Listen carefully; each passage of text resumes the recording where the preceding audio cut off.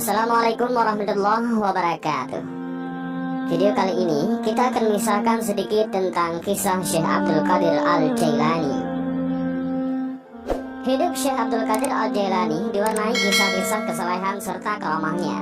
Pembantu Syekh Al-Jailani, Abu Abdullah Muhammad bin Abdul Fattah Al-Harawi berkisah, "Saya membantu Syekh Abdul Qadir selama 40 tahun. Beliau salat subuh dengan wudu salat isya. Jika beliau berhadas, segera berwudu dan salat sunat 2 rakaat. Setelah salat isya, beliau berkhalwat dan tidak ada seorang pun yang dapat mengganggunya hingga terbit fajar. Beberapa kali khalifah datang ke rumahnya, namun tak pernah berhasil untuk menemuinya." Pernyataan Ibnu Al-Fattah ini dikutip Imam Asy-Sya'rani dalam kitabnya yang berjudul Tabaqat Al-Kubra.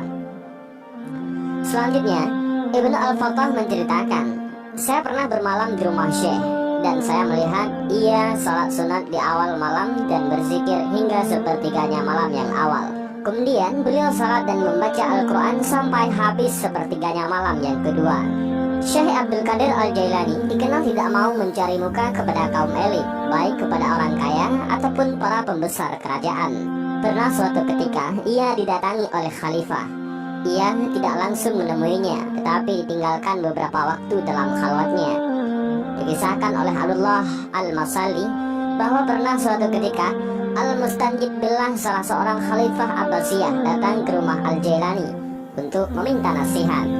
Ia meminta sesuatu yang bisa mententramkan hatinya, yaitu buah apel yang langka yang ada di tanah Irak. Lalu Syekh Abdul Qadir Al-Jailani pun mengadahkan tangannya ke langit memohon kepada Allah. Maka sekejap itu pun 2 buah apel tergenggam di tangannya. Maka diberikanlah sebuah untuk khalifah dan sebuah lagi untuk dirinya. Setelah apel dikupas dari tangan Syekh Abdul Qadir Al-Jailani, terciumlah bau harum dan manis. Tetapi anehnya, kupasan khalifah itu tercium bau busuk dan penuh dengan ulat. Lalu khalifah terkejut seraya bertanya, "Kenapa begini wahai Syekh?" Beliau menjawab, "Ia busuk dan berulat karena dijamah oleh tangan seorang zalim, dan ia harum dan wangi karena dijamah oleh seorang wali Allah." Konon sejak itu khalifah taubat dan menjadi pengikutnya yang setia. Syekh Abdul Qadir Al-Jailani benar-benar tidak takut akan murka khalifah. Padahal pada masa itu, jika seorang berani mencela perbuatan khalifah, maka akan mendapat hukuman yang berat. Kisah lainnya, Abul Husin Ali Husni Nadawi mengungkapkan dalam kitabnya Rijal Al-Fikri wa Da'wah fil Islam.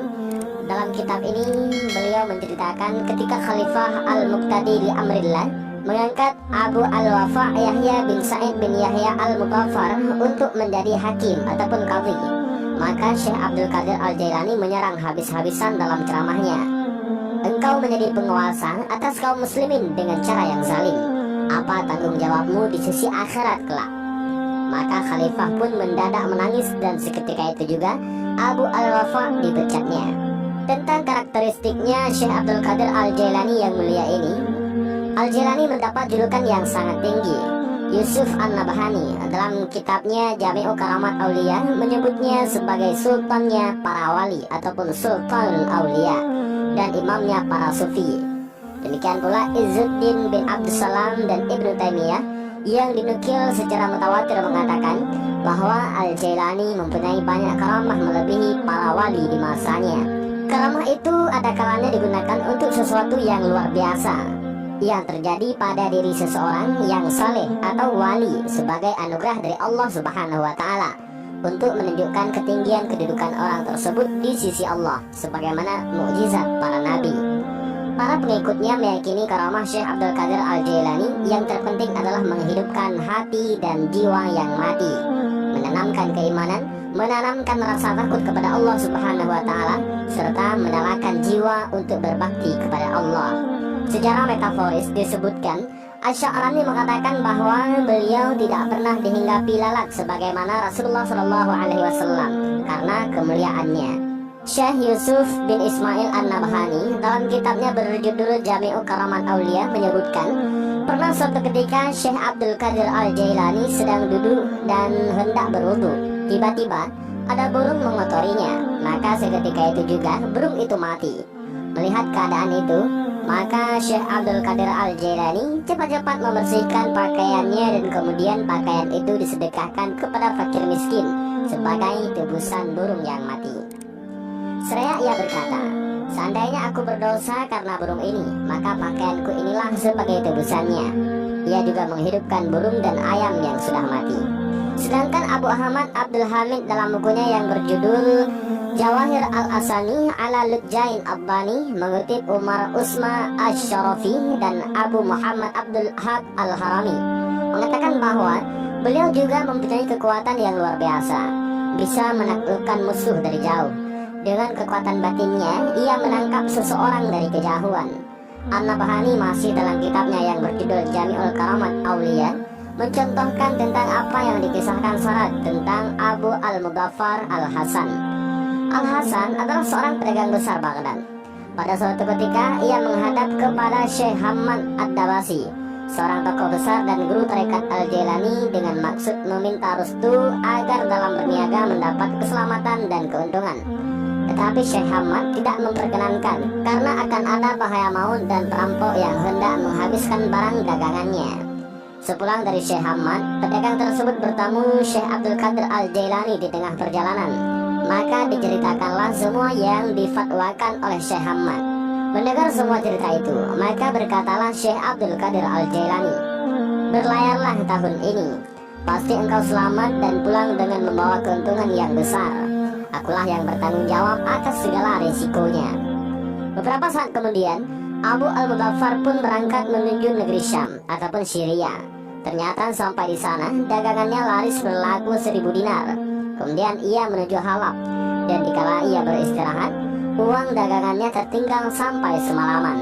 Dalam tidurnya, ia bermimpi bahwa ia dan kafilah lainnya dirampok oleh kawanan penjahat dan dibunuhnya.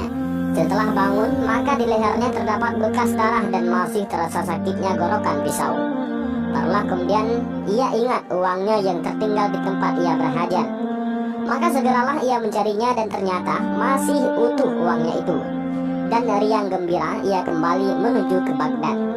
Sesampainya di sana, ia berkata dalam hatinya, apakah ia harus menemui Syekh Al-Dabbas dulu karena yang paling tua, atau Al-Jailani yang cocok fatwanya? Tetapi tiba-tiba ia bertemu dengan Al-Dabbas di pasar Sultan. Kemudian Al-Dabbas berkata, temuilah dulu Al-Jailani karena ia kekasih Tuhan yang mendoakanmu sampai 17 kali, sehingga bahaya maut yang semestinya menimpa dirimu benar-benar hanya engkau temui di dalam mimpi saja. Begitu pula hartamu yang hilang sementara karena kelupaanmu.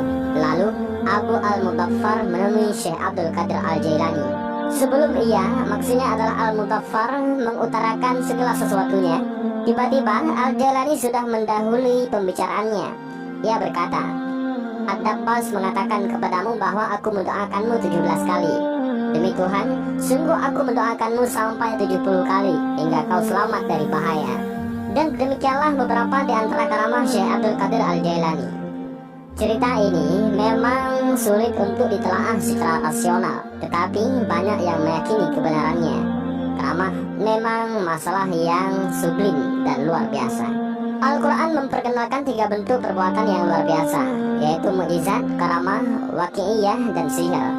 Mukjizat secara sederhana biasa diartikan sebagai perbuatan luar biasa yang muncul dari diri seseorang nabi ataupun rasul. Selain nabi dan rasul, tidak ada orang yang mampu mengakses keajaiban ini.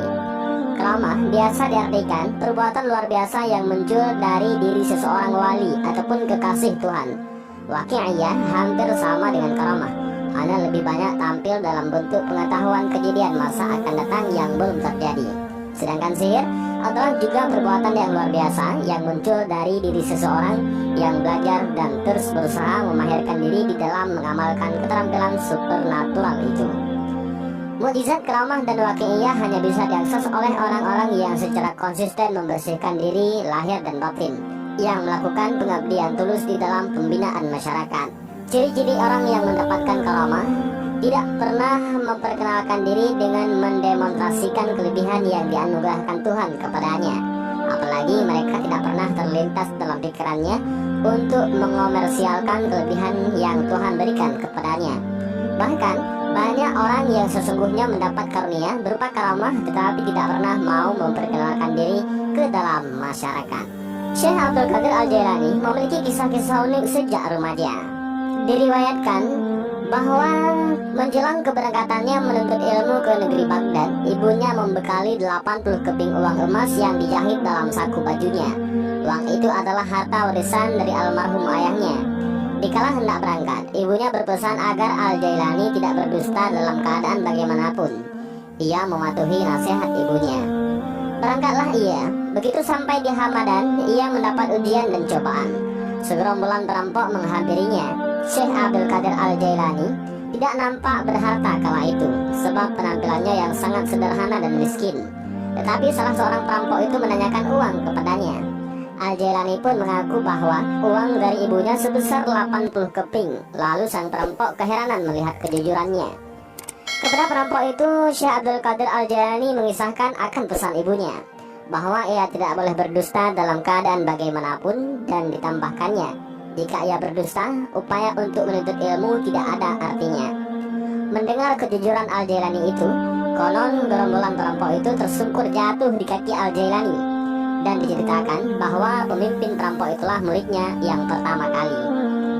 Selama belajar di Baghdad, beliau selalu prihatin dan menahan derita dengan tabah. Berkat kejujuran dan kesalehannya, beliau cepat menerima dan menguasai ilmu dari para gurunya. Beliau terbukti sebagai ahli hukum pada masanya. Syekh Abdul Qadir Al-Jailani banyak menekuni literatur. Misalnya ilmu tafsir, ilmu hadis, ilmu khilaf, ataupun ilmu yang berhubungan dengan perselisihan para ulama. Ilmu usul, kalam dan fikih, ilmu nahu, ilmu tajwid, ilmu saraf, ilmu urut, ilmu balaghah, ilmu mantik, dan ilmu tasawuf. Di samping ahli hukum ataupun ahli hukum fikih, beliau juga seorang sastrawan. Ini bisa dibuktikan lewat karya-karyanya, misalnya Futuh Al-Ghaib, Fatah Ar-Rabbani, dan Qasidah Al-Ghawsiyah yang terhimpun dalam wacana-wacana. Di masa belajar, beliau gemar mujahadah, sering berpuasa dan tidak mau meminta makanan kepada seseorang meski beliau berhari-hari tanpa makan. 25 tahun beliau uzlah dari masyarakat ramai, hanya memakai jubah dari bulu domba usang dan sehelai kain putih yang melekat di kepala. Beliau mengarungi panas dan dinginnya musim di tanah Irak tanpa beralaskan kaki ataupun sandal, dan makan minum yang tak menentu. Syekh Abdul Wahab Asy-Sya'rani dalam kitabnya Tabaqat Al-Kubra mengisahkan suatu ketika datanglah seorang yang menaruh belas kasihan kepadanya serta memberikan uang. Ia pun menerima pemberian itu sedirham untuk membeli roti. Tetapi tiba-tiba jatuhlah secari kertas di hadapannya sehingga ia tinggalkan roti itu. Kertas itu bertuliskan, keinginan untuk memakan itu dijadikan untuk hamba-hambaku yang dhaif imannya, agar mereka dapat menambah kekuatan berbakti dan taat kepadaku. Adapun bagi orang yang kuat imannya, tentu tidak mempunyai keinginan yang sedemikian. Setelah Syekh Abdul Qadir Al-Jailani menamatkan pendidikannya di Baghdad, beliau mulai melancarkan dakwahnya. Abu Sa'id Al-Mukhrami menyerahkan pembangunan madrasah kepadanya. Madrasah itu tidak menampung para muridnya yang jumlah besar, maka diperluaslah dan selesai pembangunannya pada tahun 528 Hijriah. Madrasah itu dinisbahkan dengan namanya Qadiriyah. Abul Husain Al-Husni Nadwi dalam kitabnya Rijal Al-Fikri wa Da'wah fil Islam menyebutkan tentang kebesaran nama Syekh Abdul Qadir Al-Jailani. Syekh Manawik Qadamah, pengarang kitab Al-Mughni, mengatakan, saya tidak pernah melihat orang yang besar perjuangannya melebihi dia ataupun Syekh Abdul Qadir Al-Jailani. Dan demikianlah kisah video ini tentang Syekh Abdul Qadir Al-Jailani. Mudah-mudahan menambah ilmu pengetahuan bagi kita semua. Dan juga jangan lupa bagikan video ini agar bermanfaat bagi orang lain juga. Terima kasih. Wallahu a'lam bishawab. Assalamualaikum warahmatullahi wabarakatuh.